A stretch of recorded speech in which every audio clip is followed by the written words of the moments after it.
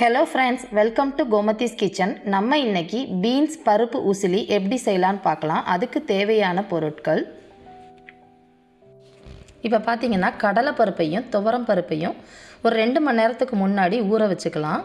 இப்போ வந்து ஜார்ல மஞ்சள் தூள், தேவையான அளவு உப்பு போட்டுட்டு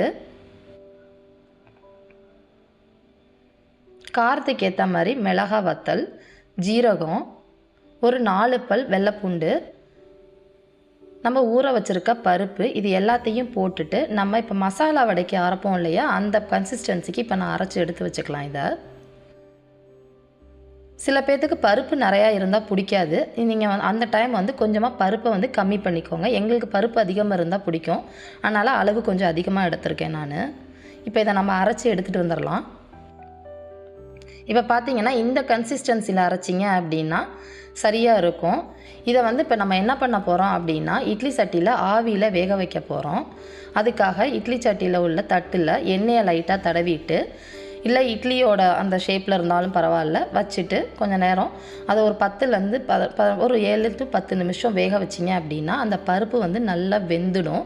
வெந்ததுக்கு அப்புறமா நான் வந்து இதை என்ன பண்ணுங்கிறத உங்களுக்கு நான் சொல்கிறேன். அது வேகட்டும். பார்த்தீங்கன்னா 10 நிமிஷம் கழிச்சதுக்கு அப்புறம் இந்த மாதிரி ஒரு கத்திலையோ இல்லை ஸ்பூன்லேயோ குத்தி பார்த்தீங்கன்னா ஒட்டாமல் இருக்கும். அந்த ஸ்டேஜில் பார்த்தீங்கன்னா இந்த பருப்பு வந்து நல்லா வெந்திருக்கும். இதை வந்து நம்ம வெளியில் எடுத்துட்டு கொஞ்சம் நேரம் ஆற விட்டுட்டு கையில் கொஞ்சம் பொலன்னு உதுத்து விட்டுக்கலாம். அப்படி இல்லைன்னா மிக்சி ஜாரில் போட்டு பல்ஸில் போட்டிங்கன்னா கொஞ்சம் அப்படியே பொறன்னு ஆயிக்கும். அப்படி ரெடி பண்ணி எடுத்து வச்சுக்கோங்க. இப்போ உசிலி செய்கிறதுக்கு கொஞ்சமாக ஒரு பேனில் ஆயில் விட்டுட்டு ஆயில் சூடானதுக்கப்புறமா பண்ணலாம். இப்போ பார்த்தீங்கன்னா இந்த பருப்பு இந்த மாதிரி பொலன்னு எடுத்து வச்சுருக்கேன் நான். ஆயில் சூடானதுக்கு அப்புறமா கடுகு வந்து போட்டு பொரியட்டும். கடுகு பொரிய வரைக்கும் வெயிட் பண்ணுங்கள். இப்போ நம்ம கொஞ்சமாக கருவேப்பிலை சேர்த்துக்கலாம். அதோட பெருங்காயத்தூளும் சேர்த்துக்கலாம்.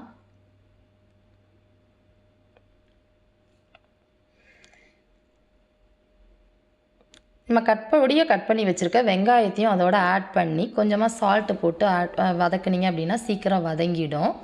இது வந்து ரொம்ப வதங்கணும்னு அவசியம் கிடையாது. கொஞ்சமாக கிளாஸியாக வதங்கினா சரியாக இருக்கும். இப்போ பார்த்திங்கன்னா இந்த ஸ்டேஜில் கொஞ்சமாக மஞ்சத்தூள் போட்டு ஆட் பண்ணிக்கலாம். அதையும் போட்டு நல்லா ஒரு மிக்ஸ் பண்ணிவிட்டு நம்ம கட் பண்ணி வச்சுருக்க பீன்ஸையும் ஆட் பண்ணிக்கலாம்.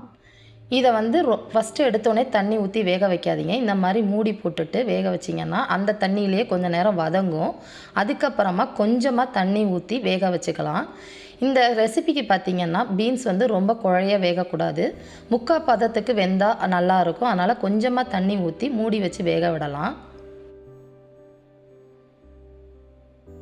இப்போ பார்த்தீங்கன்னா இந்த மாதிரி ஒரு முக்கால் பதத்துக்கு வெந்து ரெடி ஆயிடுச்சு.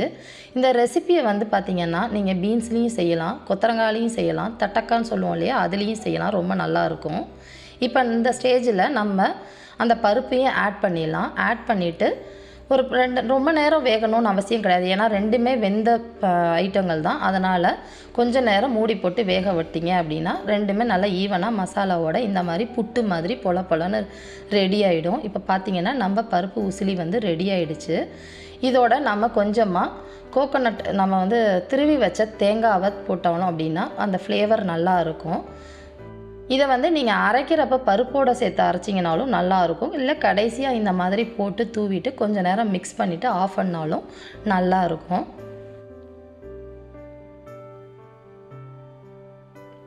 இப்போ பார்த்தீங்கன்னா நம்ம பருப்பு உசிலி ரெடி.